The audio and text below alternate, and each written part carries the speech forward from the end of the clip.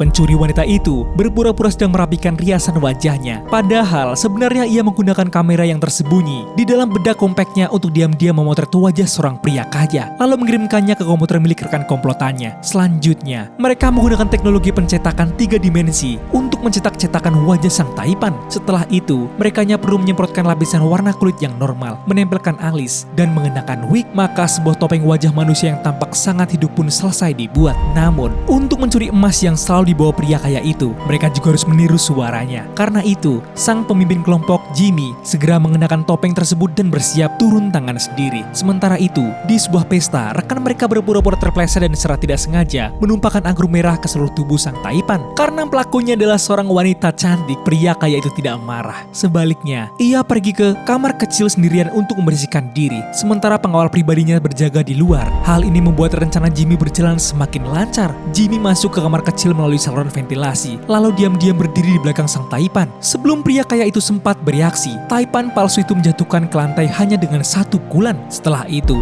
Jimmy mengeluarkan sebuah kartu dan mengancam sang taipan agar membacakan tulisan di kartu tersebut dengan suara keras. Tidak mampu melawan, sang taipan pun menuruti perintahnya. Rencana Jimmy adalah mengirim suara pria kaya itu kembali ke rekan teknologinya, lalu menyalin dan menghubungkannya ke alat pengubah suara yang terpasang di dada Jimmy. Namun, suara ribut di dalam kamar kecil menarik perhatian sang pengawal yang mulai berjalan mendekat. Rekan mereka segera memberitahu Jimmy untuk mundur. Untungnya, suara tersebut sudah berhasil direkam. Namun untuk menyalinnya dengan sempurna masih dibutuhkan sedikit waktu. Karena itu, Jimmy segera meminta bantuan rekan yang berada di kamar kecil. Mereka berdua mengangkat tubuh taipan yang pingsan dan menyembunyikannya di sudut ruangan. Setelah itu, Jimmy menyemprotkan cairan merah ke dadanya sendiri. Saat pengawal membuka pintu, Jimmy berpura-pura sedang membersihkan pakaiannya. Menghadapi pertanyaan pengawal, ia tidak berani berbicara. Ia hanya berpura-pura tenggorokannya terasa tidak enak dan terus batuk. Namun hal itu justru membuat pengawal semakin khawatir dengan kesehatannya dan bersikeras ingin masuk untuk memeriksanya. Jika pengawal melangkah 2 langkah lagi, rekan yang bersembunyi di balik pintu akan ketahuan. Untungnya, pada saat yang sangat genting itu, rekan teknis berhasil menyelesaikan konferensi suara.